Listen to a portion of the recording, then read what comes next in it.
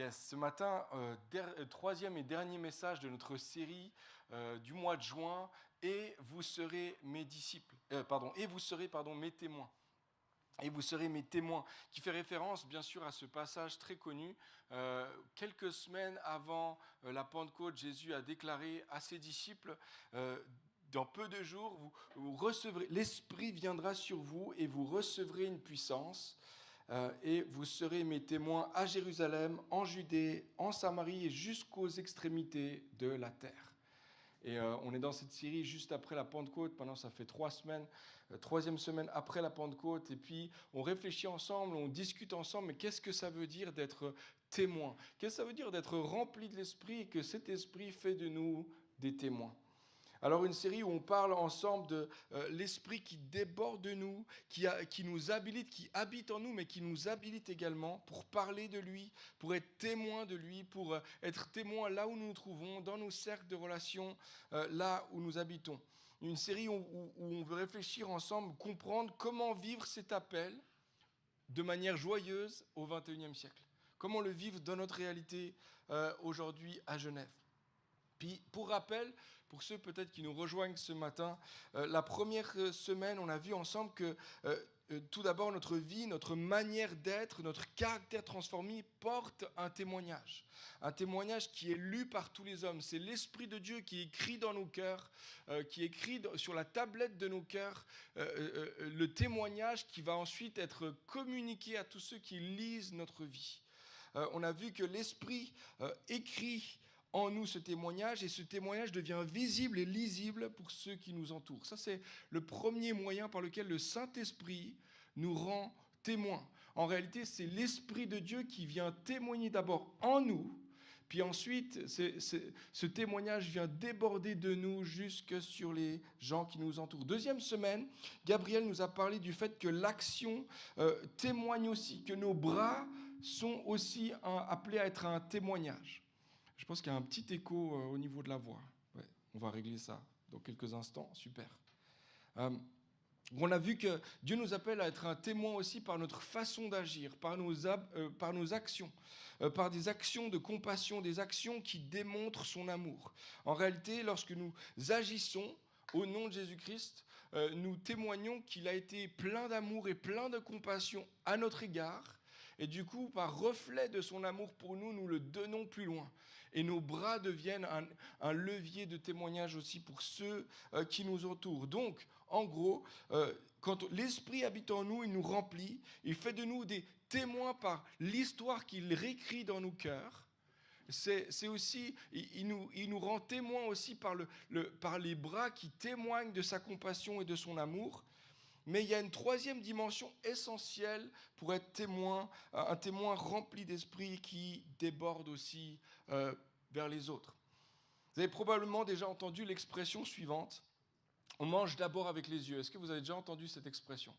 On mange d'abord avec les yeux. Moi, je l'ai entendu des milliers, voire des dizaines de milliers de fois. Pourquoi? Parce que mon père était cuisinier avant d'être... maintenant, il fait un autre travail, mais il a été cuisinier pendant plusieurs années. Et donc, il a lui-même... il aimait cuisiner, et il aime toujours cuisiner. Au-delà d'être un travail, c'était une passion pour lui. Et c'est une passion toujours pour lui. Donc, on a toujours très bien mangé à la maison. Et encore aujourd'hui, on mange très bien. On mange des choses étonnantes, des choses délicieuses, des choses bonnes, oui, mais des choses belles aussi. Parce que mon père disait toujours, on ne mange pas seulement avec la bouche, on mange aussi avec les yeux. En d'autres mots, ce que tu vois est aussi important que ce que tu goûtes. Il y a quelques années, j'ai découvert à quel point cet adage était vrai. Christina m'a invité à aller dans un restaurant au Canada qui était un peu particulier, qui s'appelait, le nom du restaurant c'était Au Noir. Et dans ce restaurant, en fait, comme son nom l'indique, on mange dans le noir complet. Donc pas comme sur cette image, là ils ont juste les yeux bandés. Dans le restaurant où on était, c'était vraiment, il n'y avait pas une bougie, il n'y avait pas une LED, il n'y avait rien du tout, on était complètement dans le noir. Et les serveurs étaient eux-mêmes, en fait, la totalité était malvoyants ou non-voyants complètement. Et donc eux, ils n'avaient pas de problème de se déplacer là dans le noir. Mais nous, on était complètement perdus. Et puis, c'était une expérience assez intéressante où justement l'idée, c'est que tous tes sens sont décuplés lorsque tu perds un de tes sens. Et donc, on a mangé. Et puis, au-delà de ça, avec Christina, on est un petit peu aventurier. On a dit, du coup, on va prendre le menu surprise. Donc, on ne savait même pas ce qu'on allait manger. Ils auraient pu nous fourguer n'importe quoi. On aurait mangé. Donc, on a mangé autant bien que mal. Franchement, c'est vraiment pas facile de manger sans les yeux, etc. Et une chose qui m'a étonné, c'est qu'en sortant du restaurant avec Christina, on était convaincus l'un et l'autre d'avoir mangé deux choses complètement différentes. On avait le même menu, hein, mais on était sûr que c'était deux choses complètement... Non, je suis sûr à 100% que c'était ça. Non, c'était ça. Et en demandant au serveur, en réalité, on a réalisé que ni l'un ni l'autre, on avait trouvé ce qu'était le menu. En fait, on avait les goûts, on avait même l'ouïe, on avait la texture, on entendait... Enfin voilà, on avait tous nos sens, mais il nous manquait un sens important, la vue, et qui nous empêchait de voir complètement ce qu'on allait manger. En fait, le message n'est pas passé jusqu'au bout. On n'a pas vu en fait ce qu'on allait manger. On mange aussi avec les yeux. Alors pourquoi je vous raconte cette histoire ? Parce que je trouve qu'elle illustre parfaitement l'idée qu'il y a plusieurs choses qui sont nécessaires pour que notre témoignage soit entendu. Évidemment, il nous faut voir la réalité du témoignage qui est déjà inscrit dans le cœur de la personne.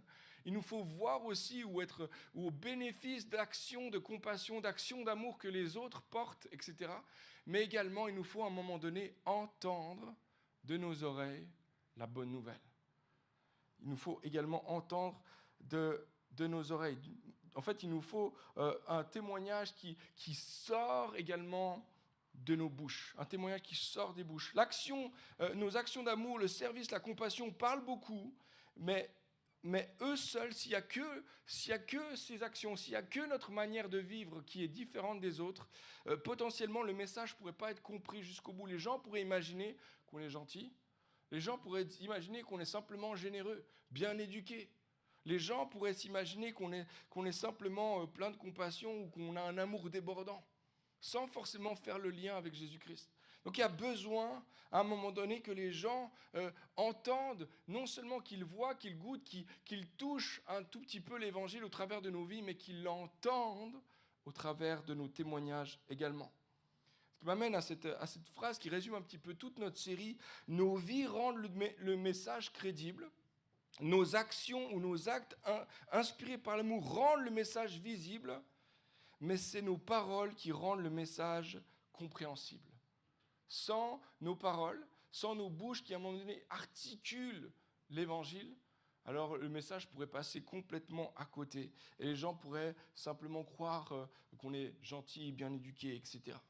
Je crois que lorsque l'Esprit nous remplit, non seulement nos vies portent un message merveilleux, non seulement nos bras témoignent, mais maintenant ce sont nos bouches qui débordent.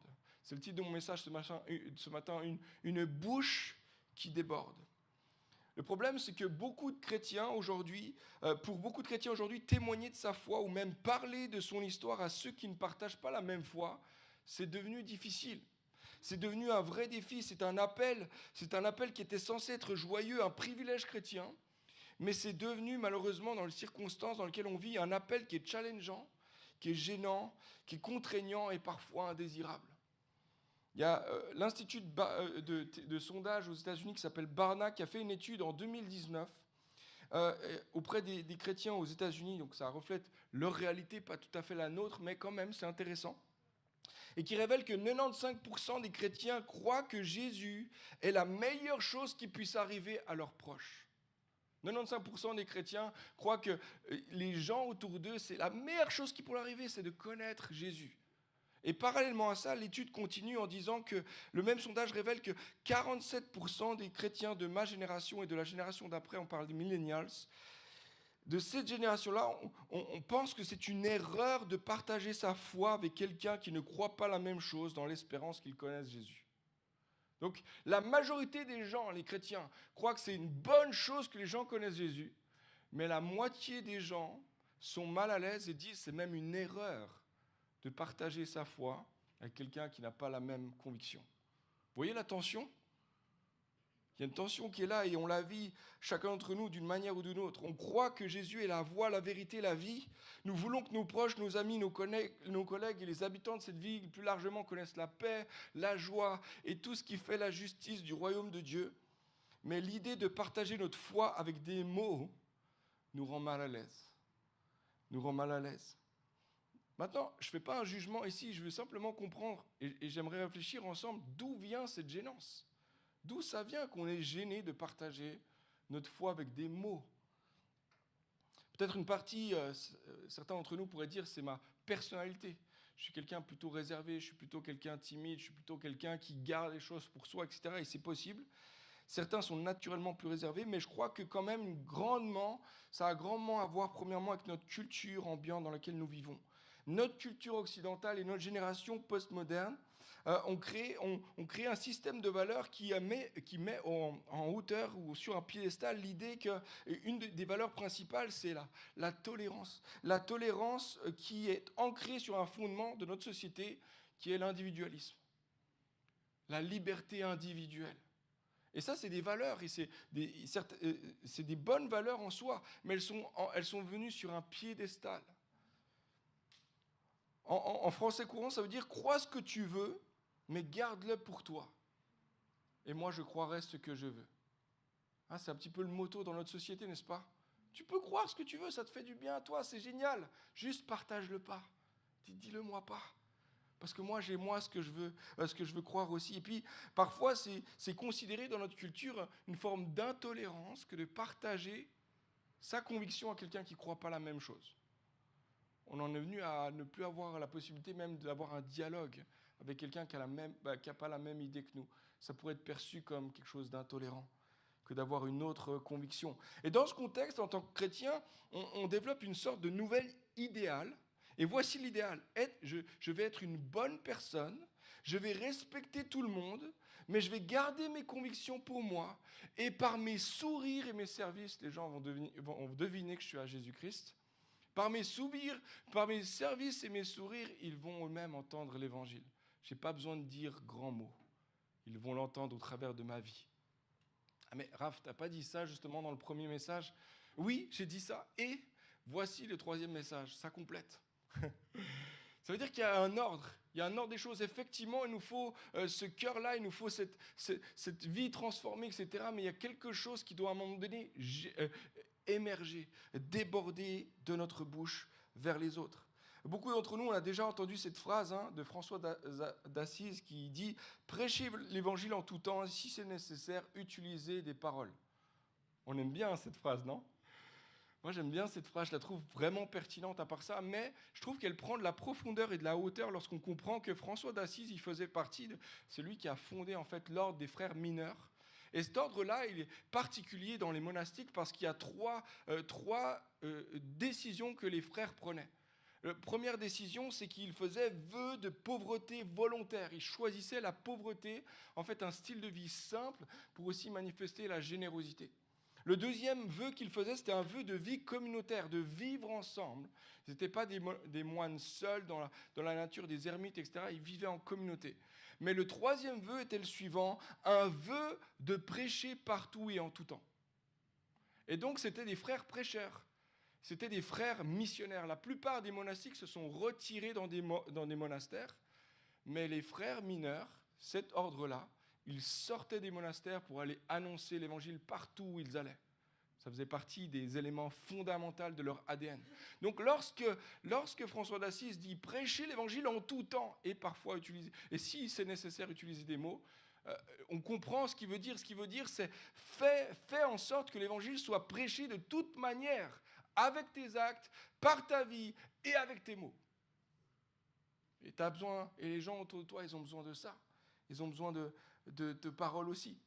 William Booth, peut-être certains vous connaissez cet homme et sa femme, Catherine, ils ont fondé ce qu'on connaît maintenant sous le nom de l'Armée du Salut. Et ils avaient ce slogan assez important pour l'Armée du Salut, qui est encore le cas aujourd'hui, soupe, savon, salut. Soupe, savon, salut. Pourquoi soupe, savon, salut? C'est parce qu'ils considéraient qu'il fallait s'occuper à la fois du corps et à la fois du cœur. qu'il fallait communiquer l'espoir non seulement pour le contexte réel et les besoins réels maintenant tout de suite de la personne, mais également communiquer l'espoir pour les besoins essentiels et profonds de la personne. Il comprenait que prêcher Christ sans nourrir le pauvre ne fonctionnait pas, mais également il comprenait que nourrir le pauvre sans prêcher Christ était une grave erreur. C'est les deux. On n'a pas à choisir.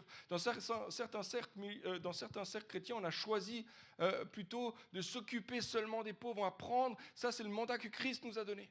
Et dans certains cercles, on s'est dit, non, on ne va pas s'occuper, ça c'est l'État qui va s'occuper. Nous, on va faire que d'annoncer. Non, c'est les deux. C'est l'un et l'autre, les deux bras. Les amis, personne ne découvre l'évangile uniquement en observant quelqu'un être gentil. Sans les mots, les gens peuvent conclure il est gentil, généreux, il est accueillant, mais ne jamais entendre que Jésus est mort pour eux, qu'il est ressuscité et qu'il les appelle à le suivre. Les gens ont besoin d'entendre la bonne nouvelle. Imagine un instant que tu étais perdu en pleine campagne. Tu te retrouves en pleine campagne et puis tu tombes sur ce panneau-là. Tu cherches ta voie, tu cherches ton chemin et tu tombes sur un panneau, il est beau, il est propre. Il y a bel et bien des indications, mais il n'y a pas de mots. Comment je vais faire pour trouver mon chemin? Le panneau est beau, il est là, il est présent. Il y a bel et bien des indications, mais il n'y a pas de mots. De la même manière, si ta vie est bel et bien ancrée ou imprimée de la vie du Saint-Esprit, c'est comme un poteau, et laissez-moi, je m'excuse, je ne veux pas vous insulter. Vous êtes comme un poteau planté dans la vie des autres, vous êtes là. Puis peut-être que vos actions démontrent une belle vie, des belles œuvres. C'est un beau panneau, un beau panneau, il y a une belle indication qui est là. Mais il n'y a pas la destination en mots. Il manque quelque chose. Comment je vais me faire pour me repérer? De la même manière, si notre vie porte ce message par le Saint-Esprit qui nous transforme, nos actions pointent à la direction, mais il manque quelque chose, les mots manquent, alors le message reste incomplet.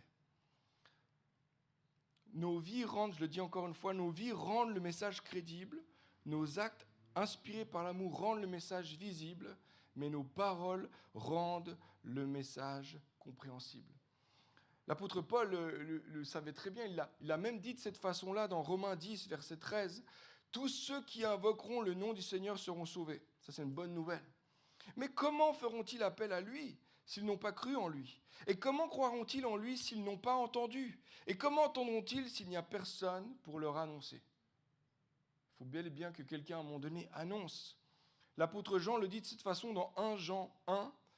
Ce qui était dès le commencement, ce que nous avons entendu, ce que nous avons vu de nos yeux, ce que nous avons contemplé, de nos mains ont touché concernant la parole de la vie, nous vous l'annonçons.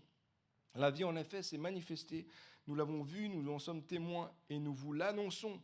Cette vie éternelle qui est auprès du Père et qui s'est manifestée à nous. Ce que nous avons vu et entendu, nous vous l'annonçons à vous aussi, afin que vous aussi, vous soyez en communion avec nous. Vous avez remarqué, nous vous annonçons, nous vous annonçons, nous vous annonçons. On l'a vu, on l'incarne, maintenant on vous l'annonce. On vous l'annonce, on vous l'annonce. Est-ce qu'il y a quelqu'un qui est heureux qu'ils ne l'ont pas gardé juste pour eux, que les apôtres n'ont pas gardé pour eux ce qu'ils ont vu? À un moment donné, ils ont partagé avec leur bouche, ils ont écrit. S'ils avaient simplement laissé leur vie être transformée par l'Esprit et puis manifester des belles œuvres, etc., peut-être qu'aujourd'hui, on ne serait pas chrétiens, parce qu'il n'y aura pas eu une transmission du témoignage jusqu'à nous aujourd'hui. Tu vois, les premiers chrétiens ne choisissaient pas entre les actes et les paroles. Ils servaient les pauvres, ils prenaient soin des malades, ils vivaient une vie transformée. Mais lorsqu'ils sont remplis du Saint-Esprit, ils ouvrent aussi leur bouche. Et leur bouche déborde tellement de Jésus qu'ils ne peuvent pas garder la bonne nouvelle pour eux. Ils sont obligés d'une certaine manière de l'annoncer. L'apôtre Pierre le dit de cette façon dans Acte 4, il va dire « Nous ne pouvons garder le silence sur ce que nous avons vu et entendu ». Alors c'est dans un contexte de persécution, c'est dans un contexte où on leur avait demandé de ne plus parler au nom de Jésus. Mais lui, il dit « Moi, j'ai vécu tellement quelque chose de fort, je ne peux pas le garder pour moi. Il faut que je le laisse sortir, il faut que ça déborde. » D'une certaine manière, son cœur est tellement rempli qu'il faut que ça sorte, que quelqu'un l'entende également. Ça, c'est un principe que Jésus a lui-même établi dans Luc 6, verset 45. Il dit « C'est de l'abondance du cœur que la bouche parle. La version du Semeur le dit de cette façon, ce qu'on dit vient de ce qui remplit le cœur. Ce qu'on dit, ce que ta bouche déclare, c'est ce qui remplit d'abord ton cœur et qui déborde. Ah, Jésus ne dit pas, et c'est intéressant de le remarquer, il ne dit pas c'est de l'abondance du cœur que la bouche pourrait éventuellement parler. Il dit c'est comme il y a un débordement, ça doit sortir, c'est inévitable. En fait, il est simplement en train de faire un constat, il n'est pas en train de dire c'est ce qui doit arriver, il dit c'est ce qui va arriver. C'est un constat universel. Ce qui remplit ton cœur va éventuellement à un moment donné sortir par ta bouche. La vérité, c'est que tout le monde témoigne de ce qui remplit son cœur. Tout le monde. Tout le monde témoigne de ce qui remplit son cœur, de ce qui occupe ses pensées. Je ne sais pas si tu as déjà parlé avec un jeune parent, il vient juste d'avoir un enfant. Il va te parler de son enfant. Parce que son cœur et ses pensées sont imbibés par son enfant. Il doit en parler. Tu l'as vu, je t'ai montré. Oui, j'ai déjà vu 10 photos. C'est bon. Tu m'en as déjà parlé. Il trouvera un moyen de te parler de son enfant. Quelqu'un qui est tombé amoureux, il va réussir d'une manière ou d'une autre à te parler à quel point sa chérie, etc. Ça me fait penser à mon chéri. Ce que tu viens de me dire, c'est exactement ce qu'il m'avait dit l'autre jour. Il va trouver une manière de t'en parler parce que son cœur est rempli, non ? Quand quelqu'un découvre une nouvelle série sur Netflix tellement cool, etc., il va t'en parler. Quand quelqu'un trouve une nouvelle façon de faire du sport, de perdre du poids sans faire trop d'efforts, il va t'en parler, c'est génial. Pourquoi ? Parce qu'en fait, ce qui remplit notre cœur finit toujours par déborder de nos bouches. Notre culture n'a pas arrêté de témoigner. En fait, on s'imagine qu'on ne peut plus témoigner dans notre culture. C'est faux. Dans notre culture, tout le monde témoigne constamment. En fait, tout le monde évangélise constamment. Évangile, bonne nouvelle. Évangile, ça veut dire bonne nouvelle. Tout le monde a constamment une bonne nouvelle à dire à quelqu'un d'autre. Tout le temps. Les gens continuent constamment de dire des bonnes nouvelles. Certains annoncent la bonne nouvelle de la réussite. Si tu accomplis tes objectifs, tu seras enfin heureux. D'autres annoncent l'évangile de la liberté absolue. Fais ce que tu veux, ton cœur, et tout ira bien. D'autres annoncent encore l'évangile de la performance. Tu as de la valeur si tu produis, si tu réussis, si tu impressionnes. Ça, c'est la bonne nouvelle de la performance au travail. D'autres annoncent la bonne nouvelle de l'argent, la bonne nouvelle des voyages, la bonne nouvelle du confort, la bonne nouvelle du développement personnel et du dernier livre à lire absolument parce que franchement, ça change ma vie, etc. Bonne nouvelle, bonne nouvelle, bonne nouvelle. En fait, tout le monde, constamment, naturellement, est en train d'annoncer une bonne nouvelle aux autres. On fait tous ça dans notre culture. Alors, la question, une fois qu'on a dit ça, la question, c'est pas tellement de savoir est-ce que tu annonces une bonne nouvelle ? Tout le monde le fait. Mais la question qu'on devrait se poser, c'est quelle est la bonne nouvelle que tu annonces ? Quelle bonne nouvelle remplit tellement ton cœur que ta bouche ne peut s'empêcher d'en parler ? Maintenant, j'ai dit ça, et parallèlement à ça, il faut être sage. Parallèlement à ça, il faut être rempli de grâce. Il faut communiquer les choses d'une manière qui est sage. Une fois encore, nos vies rendent le message crédible, nos actes inspirés d'amour rendent le message visible, mais c'est nos paroles qui rendent le message compréhensible. Et il y a un ordre ici, c'est être, faire, puis dire. Être, faire, puis dire. Paul le dit de cette façon dans Colossiens, au chapitre 4, il établit un principe qui est intéressant. Il va dire ceci, verset 5, « Conduisez-vous avec sagesse dans vos relations avec ceux du dehors, en mettant... » Quand il parle de ceux du dehors, c'est de ceux qui ne sont pas à l'intérieur de l'Église. Ceux du dehors, en mettant au profit toutes les occasions qui se présentent à vous. Que votre parole soit toujours empreinte de grâce de Dieu, de la grâce de Dieu et pleine de saveur, pour savoir comment répondre avec à-propos à chacun. Et dans ces deux versets, Paul va dire trois choses. Il va assumer trois choses très intéressantes. La première, c'est que les chrétiens doivent garder une proximité relationnelle avec ceux qui ne suivent pas Jésus. Ça, c'est un élément intéressant quand même. En commençant, disons-nous la chose franchement, c'est que parfois, en tant que chrétien, on a tendance à s'isoler, à se séparer des autres. Mais Paul assume qu'on va avoir des relations de proximité avec des gens qui n'ont pas le même choix que nous. Et donc, ce que toi et moi, on peut faire, première des choses pour être un témoin, c'est de s'assurer, de nourrir, de cultiver, même de démarrer des relations avec des gens qui n'ont pas le même point de vue que nous sur la foi ou sur Jésus-Christ. Que ce soit tes collègues, que ce soit tes amis, que ce soit les personnes de ton immeuble, que ce soit les gens que tu croises à ton sport, etc. Tous ces gens-là, peu importe leur arrière-plan, cultivent une relation de proximité. Pourquoi ? Parce qu'il faut qu'ils soient en contact avec qui tu es, avec la lettre écrite par le Saint-Esprit dans ton cœur. Première chose qu'il dit. La deuxième chose qu'il dit, c'est que les chrétiens vivent une vie qui doit se distinguer assez des autres pour provoquer des questions. Il faut que nos vies provoquent des questions. Il faut que notre générosité provoque des questions. Il faut que notre amour, notre service provoque des questions dont l'Évangile est la réponse. Et là encore, on peut faire ça seulement si on a proximité. Seulement si on fait des choses aussi qui sont un petit peu différentes de ce que les gens font. Si tu fais comme la majorité des gens, si tu es le même employé que la majeure partie des employés de ta boîte, si tu es le même voisin que tous les autres voisins, qu'est-ce que ça fait comme différence que tu sois là ou pas ? Qu'est-ce que ça change en fait ? Est-ce que vraiment tu as un témoignage à apporter, des bras qui témoignent ? Et la troisième chose maintenant que Paul assume dans ce verset, c'est que leur façon de parler de l'évangile, donc les chrétiens, notre façon de parler de l'évangile est assez gracieux et assez sage pour que les portes restent ouvertes à la relation et à la discussion. Il faut qu'il y ait de la grâce, il faut qu'il y ait de la sagesse pour que la porte reste ouverte à une longue conversation. Tu sais quoi ? Probablement que tu ne vas pas pouvoir aller au bout de ton témoignage ou même de l'évangile dans la première conversation. Tu vas peut-être même pas pouvoir entamer cette question-là du tout. Mais en fait, il faut qu'on apprenne à voir nos conversations comme des conversations lentes, longues.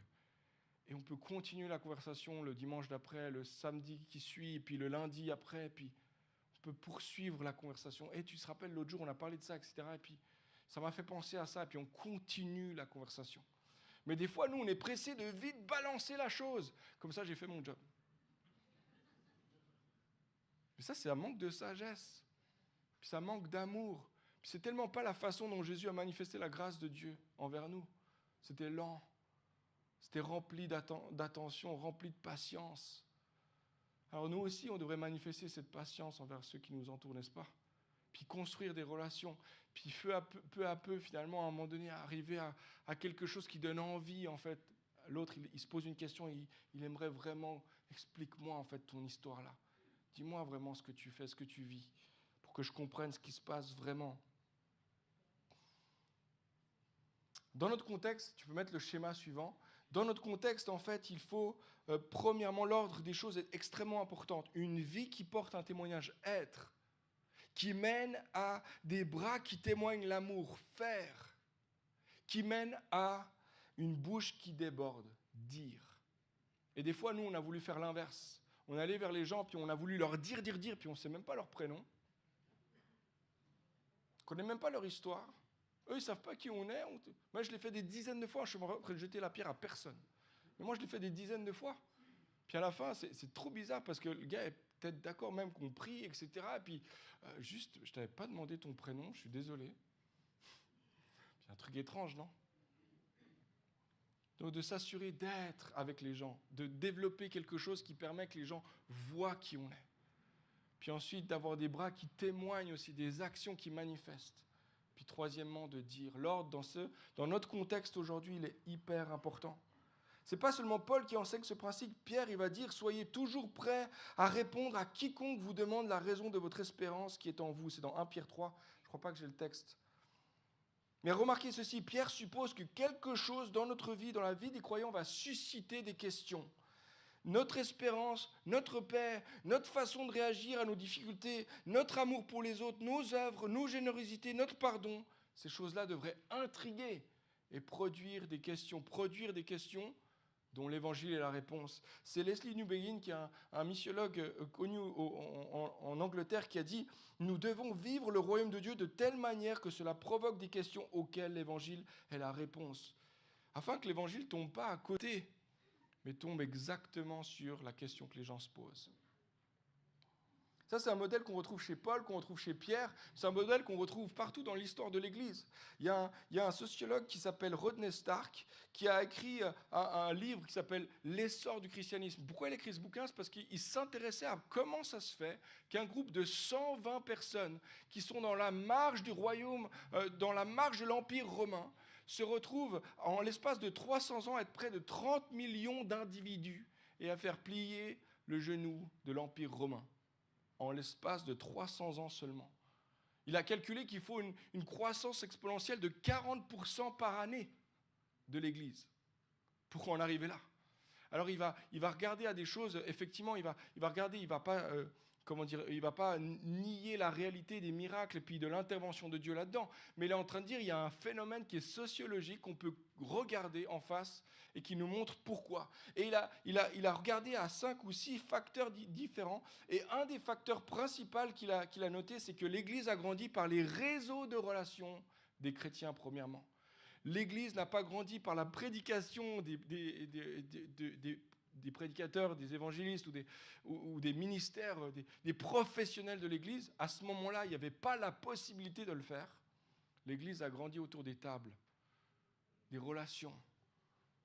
Relations où il y a un espace où je suis vu pour qui je suis, où je peux agir, manifester le royaume aussi par ce que je fais et dire la bonne nouvelle. En troisième lieu. Madeleine L'Engle, qui est une auteure, a dit ceci, nous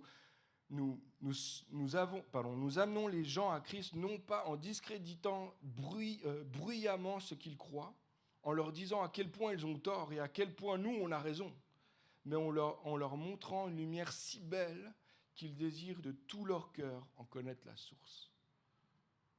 Tellement, tellement important. Autrement dit, être un témoin, ce n'est pas forcément le fait d'interrompre des inconnus dans la rue pour leur transmettre un message. Des fois, on a cette image-là quand on parle de témoigner, d'évangéliser, etc.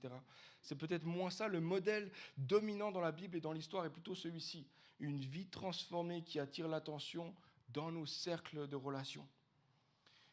Des actes d'amour qui créent la confiance et des paroles qui donnent du sens aux gens qui observent nos vies. C'est pour cette raison que notre témoignage verbal devrait être premièrement, prioritairement auprès des gens qu'on connaît, avec qui on a une relation qui est déjà développée. Parce qu'il n'y a pas de secret, il faut qu'il y ait du temps, il faut qu'il y ait quelque chose qui se soit créé dans la longueur à côté d'eux pour que le message passe jusqu'au bout. Ce n'est pas seulement un principe biblique appliqué à notre culture. Les études qui réfléchissent au cheminement spirituel des gens, qui réfléchissent à comment est-ce que les gens arrivent à Christ, comment les gens arrivent à l'Église, arrivent tous à la même conclusion. Ce sont des relations qui ouvrent la porte au partage d'un témoignage et à la bonne nouvelle. Le groupe Barna, c'est une autre étude du coup, de la même équipe là tout à l'heure que j'ai citée. Une autre statistique intéressante, il dit... Donc, Barna évoque près de 85% des gens qui fréquentent une église viennent suite à l'invitation d'un ami ou d'un proche. 85% des gens qui vont... si vous faites partie ici de la communauté, puis que vous êtes venu, puis ça fait un moment que vous êtes là, probablement que c'est un ami ou c'est un proche qui vous a invité à vivre ça.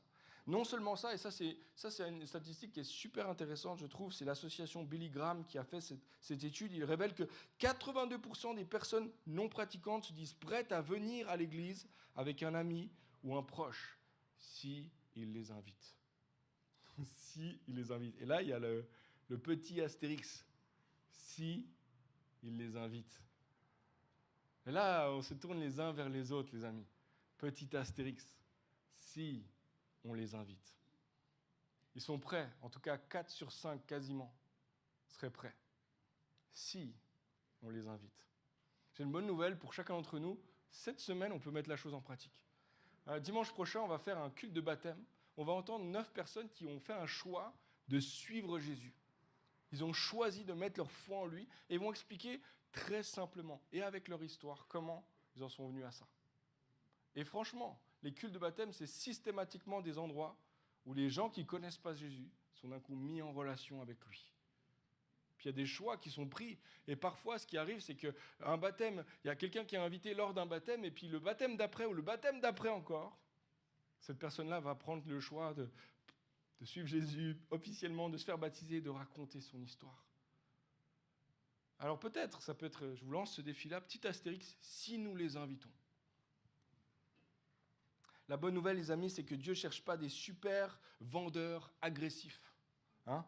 Il cherche des témoins qui racontent tout ce qu'ils savent, qui racontent tout ce qu'ils ont vécu, qui ne racontent pas toute la connaissance, la somme de connaissances bibliques et théologiques qu'ils ont, simplement ce qu'ils savent à propos de Jésus. Moi, je sais qu'il est bon, je sais qu'il est fidèle. Et pourquoi je sais ça? C'est parce qu'il a fait ça dans ma vie. Je connais qu'il a fait ça dans mon cœur et dans ma vie. Des disciples, des témoins qui racontent simplement ce qu'ils ont vu et entendu. Non seulement ça, mais je crois que l'Esprit nous conduit à être des témoins, mais c'est lui qui est l'acteur principal. C'est lui l'acteur principal de notre témoignage. L'Esprit nous conduit de A à Z. Et j'aimerais regarder avec vous un passage qui se trouve dans le livre des Actes, où Pierre va faire cette expérience-là, une expérience extraordinaire, et qui a donné naissance à ce qu'on connaît aussi de ce qu'est l'Église aujourd'hui. Sans ce moment-là, une fois de plus, on ne serait probablement pas là, vous et moi. Dans Acte 10, et verset 23, Pierre fit entrer les envoyés de Corneille et les logea. Le lendemain, il se leva et partit avec eux. Quelques-uns des frères de Jopé l'accompagnèrent. Ils arrivèrent à Césarée le jour suivant. Corneille les attendait et avait invité ses parents et ses amis intimes. Lorsque Pierre entra, Corneille, qui était allé au devant de lui, tomba à ses pieds et se prosterna. Mais Pierre le releva en disant « Lève-toi, moi aussi je suis un homme ». Et en conversant avec lui, il entra et trouva beaucoup de personnes réunies. « Vous savez, leur dit-il, qu'il est défendu à un juif de se lier avec des étrangers ou d'entrer chez lui. Mais Dieu m'a appris de ne pas regarder aucun homme comme souillé et impur. C'est pourquoi je n'ai pas eu d'objection à venir puisque vous m'avez appelé. Je vous demande donc pour quel motif vous m'avez envoyé chercher. » Corneille lui dit « Il y a 4 jours, à cette heure-ci, je priais dans ma maison à la 9e heure, et voici un homme vêtu d'un habit éclatant se présenta devant moi. Et il dit, Corneille, ta prière est exaucée, et Dieu s'est souvenu de tes aumônes. Envoie donc à Jopé, et fais venir Simon, surnommé Pierre.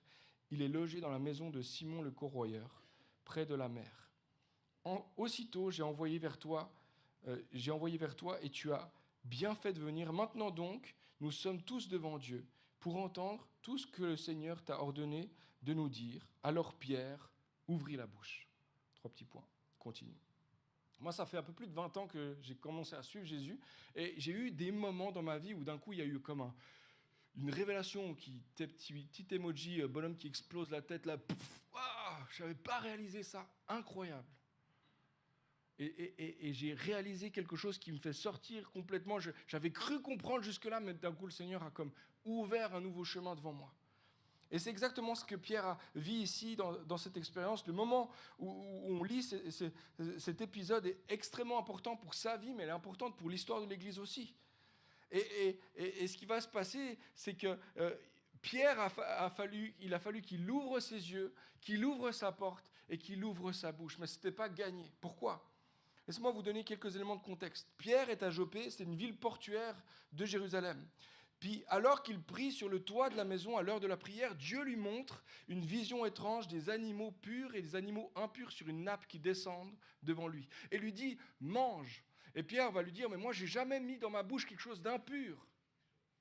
Ce que je déclare pur, ne le considère pas, ne le regarde pas comme impur. » Et juste après ça, il y a, en parallèle de ça, disons, il y a un centenier romain qui s'appelle Corneille. Il est centenier, ça veut dire qu'il était chef d'un bataillon de 100 soldats romains sous ses ordres.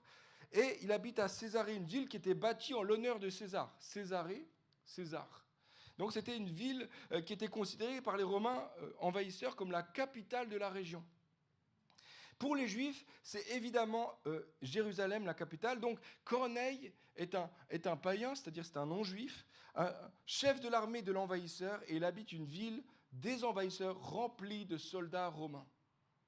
Et ce Corneille-là envoie des serviteurs pour faire venir Pierre, qui vient d'avoir une vision étrange, sur le toit de sa maison. Ce qui va se passer, c'est que Pierre va pouvoir témoigner chez Corneille et Corneille et tous ceux de sa maison vont devenir disciples de Jésus. Et là encore, une fois, c'était pas gagné. Parce qu'il va se passer ici, c'est que Pierre va devoir premièrement ouvrir les yeux, deuxièmement ouvrir sa porte et troisièmement ouvrir sa bouche. Premièrement, il va devoir ouvrir ses yeux sur ce que Dieu voit. En fait, ce qu'il faut comprendre ici, c'est que Pierre peut dire « j'ai déjà les yeux ouverts ». Parfois, nous aussi, on peut dire à Dieu « j'ai déjà les yeux ouverts sur comment sont les gens autour de moi ». On a l'impression d'avoir discerné qui sont les gens autour de nous. Mais Pierre, en fait, ne savait pas qu'il ne regardait pas les gens comme Dieu les regarde. Il ne regardait pas les gens comme Dieu les regarde. Si tu regardes à Jésus, lui, il voyait les gens d'une manière complètement différente des gens autour de lui. Quand il a vu Marie de Magdala, tout le monde voyait en elle une prostituée. Et lui, lorsqu'il la voyait, il voyait une femme qui avait besoin d'aide. Quand Jésus regarde à Zachée, tout le monde voit un collecteur d'impôts, un voleur. Et Jésus, lui, voit un homme qui va être transformé, qui va vivre quelque chose de profondément changeant dans sa vie. Il va passer dans la maison de Dieu. Il va entrer dans le royaume. Quand Jésus voit Pierre, alors que tout le monde voyait un gros vantard qui allait trahir son maître, Jésus voit un homme qui va faire la différence dans sa génération et dans toute l'histoire. Parce que Jésus regarde les choses d'une manière complètement différente des hommes. Et ça me donne l'occasion de dire à quelqu'un ce matin, peut-être que les gens ont mis des étiquettes sur toi, peut-être que les gens t'ont regardé d'une certaine façon, peut-être qu'il y a même une sorte de condamnation, des accusations ou du mépris à ton égard. Mais Dieu te voit d'une autre façon. Il ne te met pas dans une catégorie.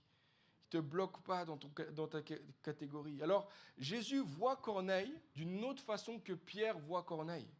Tu vois, Pierre voyait un païen, un chef de l'armée de l'envahisseur, un ennemi des Juifs. Jésus voyait un homme qui voulait réellement connaître Dieu. Ce que Pierre a appris ce jour-là, c'est que Dieu voit différemment de lui. Il avait besoin d'ouvrir les yeux sur la manière dont Dieu voit les gens. Alors qu'il prie, il monte, il voit une nappe pleine d'animaux, etc. Et il entend cette voix qui dit « Mange, Pierre ». Pierre va refuser 3 fois et Dieu va finir par lui dire « Ce que Dieu déclare pur, ne le regarde pas comme souillé ». Ne le regarde pas comme souillé. Et ça, c'est une image qui a préparé le cœur de Pierre, qui a préparé ses yeux aussi, parce que lorsqu'il rentre dans la maison de Corneille maintenant, verset 28, il va dire « Dieu m'a appris à ne regarder aucun homme comme souillé et impur. » Il vient juste d'apprendre une leçon magistrale. Il est en train de dire à Corneille « Dieu vient juste de changer mon regard sur toi. Dieu m'a donné des yeux différents pour te voir tel que tu es, tel que lui te voit. » Les amis, je crois qu'on a besoin d'apprendre à regarder les gens autour de nous avec les yeux de Jésus-Christ. On a besoin de voir ceux qui sont différents de nous, ceux qui peut-être nous font peur, ceux qui peut-être dans le passé, il y a eu des histoires, il y a des choses qui nous ont séparés d'un groupe ethnique, d'un groupe social, hommes, femmes, peut-être les jeunes, non les vieux. Et des fois, on va commencer à voir les gens avec des étiquettes, des catégories. Et on ne les voit plus pour ce que Dieu ou comment Dieu les voit. Et notre prière, ça devrait être « Seigneur, ouvre mes yeux pour que je voie comme toi tu vois. Aide-moi à voir les gens qui ne sont pas impurs. Toi, tu les déclares purs. Toi, tu veux les purifier, tu veux les laver. Apprends-moi à les voir comme toi tu les vois. » Mais deuxièmement, Pierre ouvre la porte à la relation. Quand je dis qu'il ouvre la porte en fait de sa vie aux autres, il va leur donner un accès, un espace à la relation, à tisser des relations avec des personnes pour leur apporter un témoignage. Tu vois, quand Pierre a saisi la vision, il va ouvrir la porte. Il va ouvrir la porte à ces voyageurs, à ces serviteurs qui sont venus. C'était pas des Juifs, c'était sûrement des soldats. Et lui, il va sans problème, et je crois que c'est par l'Esprit, il va voir ça, il va ouvrir la porte. Il va ouvrir la porte, il va leur offrir l'accueil. Il va non seulement ouvrir la porte, mais il va lui-même entrer dans la porte de Corneille et il va manger avec eux. Maintenant, ce qu'il faut savoir, c'est qu'à l'époque, manger avec quelqu'un, c'était un signe de relation forte, c'était une amitié, c'était presque un signe d'alliance, un signe d'intimité en tout cas. Et donc, Pierre est en train d'entrer dans la maison de Corneille, il est en train de dire ce qui était impossible dans le passé. Maintenant, cette relation est possible. En Jésus-Christ, elle est possible. Grâce à Jésus-Christ, elle est possible. C'est pour ça que les religieux de l'époque étaient tellement choqués parce que Jésus mangeait avec des gens tellement étranges. Mais Jésus, lui, il mangeait avec des gens étranges des pécheurs, des hommes et des femmes de mauvaise vie, parce qu'il voulait leur apporter un témoignage du royaume. Alors quand Pierre entre chez Corneille, il va dire au verset 27, conversant avec lui, il entra et trouva beaucoup de personnes réunies. Vous savez, leur dit-il, qu'il est défendu à un juif de se lier avec un étranger ou d'entrer chez lui. Mais Dieu m'a appris à ne regarder aucun homme comme souillé et impur. Tu vois, pour être témoin de Jésus-Christ, pour pouvoir à un moment donné communiquer l'évangile avec notre bouche, il faut premièrement ouvrir nos portes, ouvrir la porte de nos vies, tisser des relations, permettre qu'il y ait un lien qui s'établisse. Sans ça, ça ne marchera simplement pas. Dans notre culture, les gens vont simplement fermer, se barricader et dire « Mais qu'est-ce que tu veux ?» Il faut d'abord des relations. Il faut tisser ces relations. Il faut s'asseoir avec les gens, découvrir leur vie, s'intéresser à eux. Et peut-être dans la conversation, s'intéresser aussi à ce que nous, on a vécu. Et c'est comme ça que le témoignage passe simplement. Quand tu ouvres ta porte, les gens vont non seulement ouvrir... toi, tu vas ouvrir ta porte, mais les gens vont, eux, ouvrir leur cœur. Tu ouvres ta porte de la relation et tu nourris la relation, alors tu incarnes le cœur de Dieu qui invite et qui désire que les gens viennent s'asseoir à sa table à lui. Moi, j'ai vu ça des dizaines de fois en mangeant avec l'un, avec l'autre, en étant invité dans un anniversaire, dans un repas, etc. Puis tu te trouves avec des gens complètement différents de toi. Mais tu t'intéresses un petit peu, tu t'assois un petit moment, etc. Et en réalité, il y a quelque chose qui se crée. Et je suis complètement différent, c'est vrai, on est différent, mais voici. Et tu peux être un témoignage de quelque chose de beau et de bon pour eux, également autour de cette table. Troisièmement, il ouvre premièrement ses yeux, il ouvre deuxièmement la porte de sa vie. Et troisièmement, je termine ici, il ouvre la bouche et laisse l'esprit le surprendre. Pierre a ouvert les yeux, il a ouvert la porte, mais maintenant il reste une chose. Il fallait à un moment donné ouvrir la bouche. Il fallait parler. Être accueillant, généreux ne suffit pas. Manger avec les gens ne suffit pas. À un moment donné, il faut leur parler. Ce qui est fascinant dans cette histoire, c'est que Pierre arrive chez Corneille. Il ne sait pas exactement ce qu'il va dire. Il sait simplement que c'est Dieu qui l'a conduit ici. Et souvent, nous, on a peur, on ne sait pas qu'est-ce qu'on va dire, on s'imagine qu'il faudrait avoir déjà une qu'est-ce qu'on va dire exactement, et puis déjà toute une trame, et puis je vais dire cet argument, et puis après je vais dire ça. Mais non, en fait, il suffit d'être simple.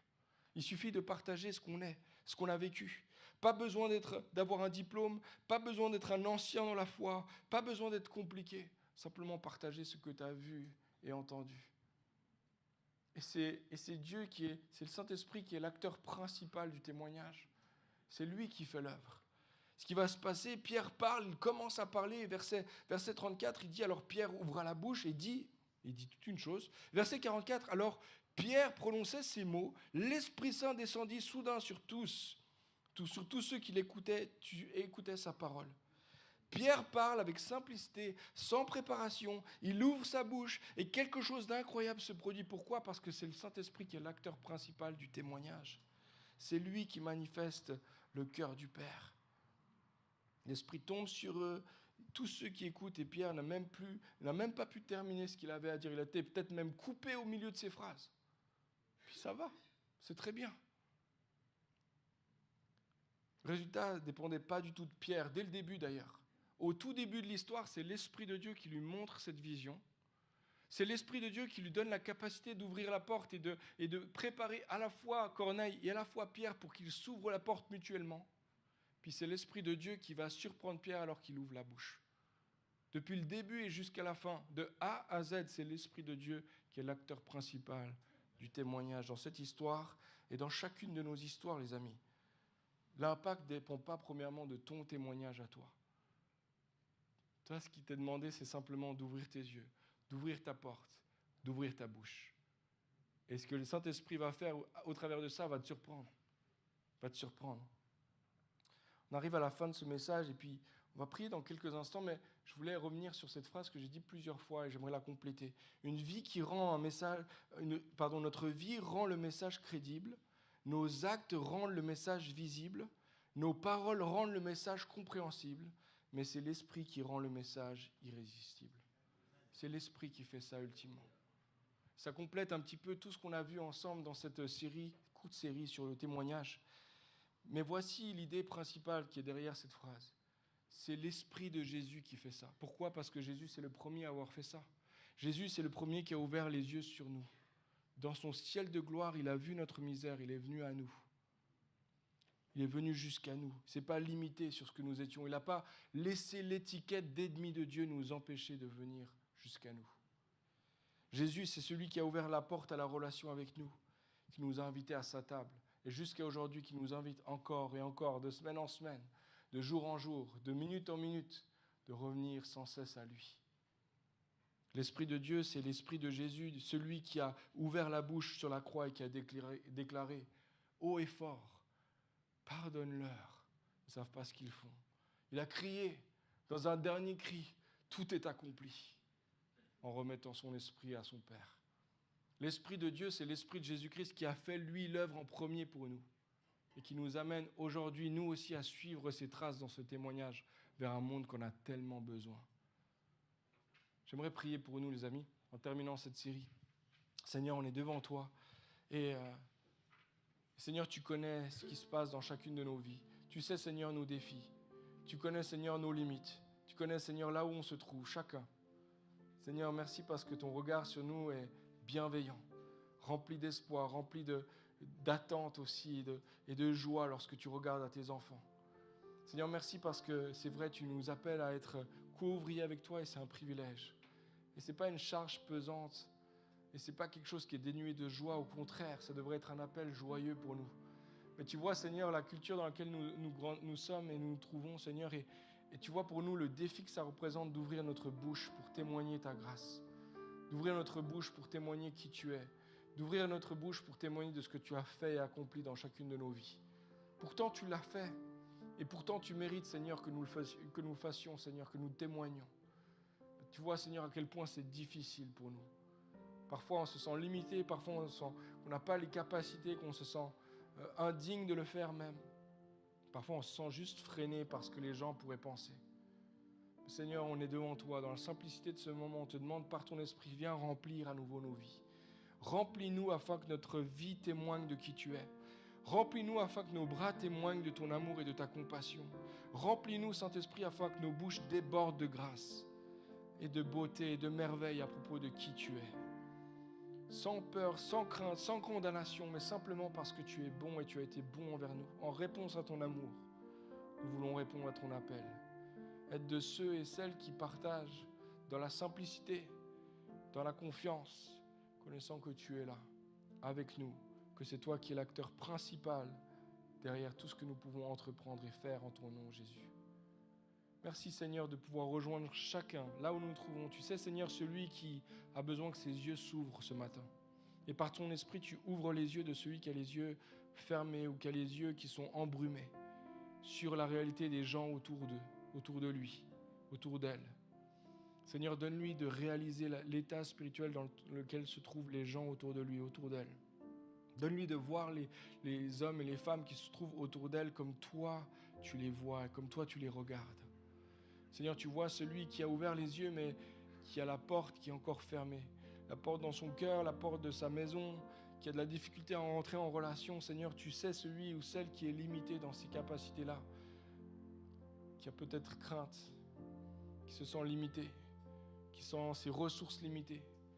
Seigneur, tu vas donner créativité à celui qui désire te servir. Tu vas donner des opportunités à celui qui veut répondre à cet appel. Seigneur, merci d'ouvrir les portes de nos vies, de nous aider à ouvrir de notre côté et ouvrir la porte du côté de l'autre, de celui qui a besoin d'entendre, Seigneur. Merci également, Seigneur, de nous donner la capacité, la force, le courage, l'habilité d'ouvrir nos bouches, dans la simplicité de notre témoignage, afin que ton nom soit honoré par nos bouches. Seigneur, nous ne voulons pas seulement élever les merveilles de ton nom 20 minutes le dimanche matin lors de la louange. Nous voulons vivre des vies qui témoignent de tes merveilles au quotidien, Seigneur. Des vies qui débordent, des bouches qui débordent de tes merveilles encore et encore, Jésus. Fais de nous des hommes et des femmes qui, de la même manière que le jour de la Pentecôte, étaient remplis de toi et parlaient des merveilles de l'Éternel autour d'eux. Merci, Seigneur, parce que tu nous rejoins chacun spécifiquement dans notre vie en ce moment. Tu fais de nous des témoins ici à Genève, dans toute la région, plus largement, Seigneur, encore et jusqu'aux extrémités du monde, pour la gloire et la seule gloire de ton nom, Jésus-Christ. Amen.